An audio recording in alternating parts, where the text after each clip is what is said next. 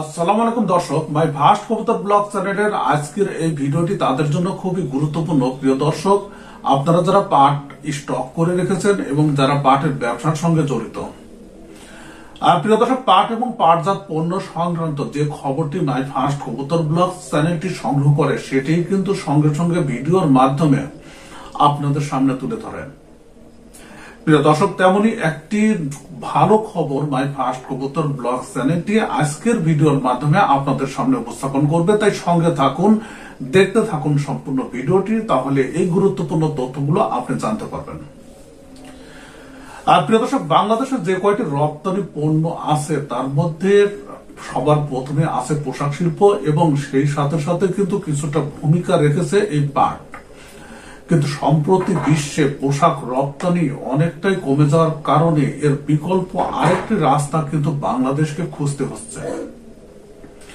আর প্রিয় দর্শক, সেই ধারাবাহিকতায় বাংলাদেশের পাট এবং পাটজাত পণ্য বিদেশে রপ্তানি করার জন্য মন্ত্রী পর্যায়ে কিন্তু ব্যাপকভাবে প্রচেষ্টা চালানো হচ্ছে।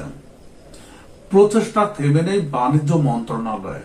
আর প্রিয় দর্শক, সেই প্রচেষ্টার একটি অংশ হিসেবে বাণিজ্য মন্ত্রণালয়ের বাণিজ্য প্রতিমন্ত্রী আহসানুল ইসলাম টিটু সম্প্রতি সাক্ষাৎ করেছেন ইউরোপীয় ইউনিয়নের রাষ্ট্রদূত চার্লস হোয়াইটলির সঙ্গে, এবং সেই সাথে সাক্ষাৎ করেছেন যুক্তরাষ্ট্রের হাই কমিশনার সারা কুকের সঙ্গে।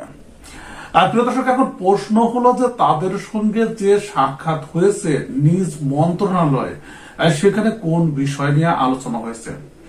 আর প্রিয় দর্শক, এখানে বাণিজ্যিক যে বিষয়গুলো আছে তার মধ্যে অন্যতম গুরুত্ব পেয়েছে আলোচনায় পাট এবং পাটজাত পণ্য, সেই সাথে চামড়া এবং চামড়াজাত পণ্যেরও আলোচনা করা হয়েছে। তবে এখানে গুরুত্ব সহকারে দেখা হচ্ছে পাট এবং পাটজাত পণ্য, কারণ বাংলাদেশে পাট এবং পাটজাত পণ্য কিন্তু সারা বিশ্বে বেশ সমাদৃত, এবং বাংলাদেশ সরকারের পক্ষ থেকে আহসানুল ইসলাম টিটু এই রাষ্ট্রদূত এবং ব্রিটিশ হাই কমিশনারকে জানান ইউরোপীয় ইউনিয়নের রাষ্ট্রদূত চার্লস হোয়াইটলি এবং ব্রিটিশ হাই কমিশনার সারা বাংলাদেশে পাট এবং পাটজাত পণ্যে বিনিয়োগ বাড়াতে আহ্বান করেন।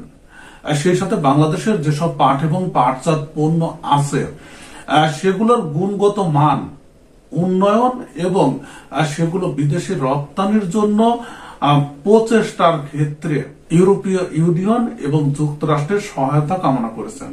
আর প্রিয় দর্শক, সেখানে বলা হয়েছে যে বাংলাদেশ রপ্তানি বহুমুখীকরণের উদ্যোগ নিয়েছে, এবং এই রপ্তানি বহুমুখীকরণের উদ্যোগ সফল করার জন্য এবং ব্যবসা বাণিজ্য সম্প্রসারণ করার জন্য বিদেশি বিনিয়োগ বৃদ্ধিতে ট্রেড এবং রেগুলেটরি সংক্রান্ত যে সমস্যাগুলো আছে সেই সমস্যাগুলো বাংলাদেশ সমাধান করবে, এবং সেগুলো সমাধান করে আমদানি রপ্তানি পলিসি যুগ উপযোগী করা হবে। প্রিয় দর্শক, এবং এখানে ব্রিটিশ হাই কমিশনার এবং ইউরোপীয় ইউনিয়নের রাষ্ট্রদূত এরা দুইজনই বাংলাদেশকে সহায়তা করার আশ্বাস দিয়েছেন। এখন যদি এরা বাংলাদেশকে পাট এবং পাটজাত পণ্য বিদেশে রপ্তানি ক্ষেত্রে যদি বিদেশি বিনিয়োগ বৃদ্ধি করে, ইউরোপীয় ইউনিয়ন এবং যুক্তরাষ্ট্র যদি সহায়তা করে, তাহলে পাটের রপ্তানি বৃদ্ধি পাবে এবং পাটের চাহিদা বৃদ্ধি পাবে। প্রিয় দর্শক, সঙ্গে বৃদ্ধি পাবে পাটের দাম, এবং দুঃখ ঘুচবে বাংলাদেশের যারা পাট ব্যবসায়ী আছে এবং যারা পাট চাষী আছে। সঙ্গে থাকুন, সাবস্ক্রাইব করুন মাই ফার্স্ট কবুতর ব্লগ চ্যানেলটি, তাহলে প্রত্যেক দিনে এই গুরুত্বপূর্ণ খবরগুলো আপনারা জানতে পারবেন। ভিডিওটি দেখার জন্য আপনাদের সবাইকে ধন্যবাদ জানাচ্ছি।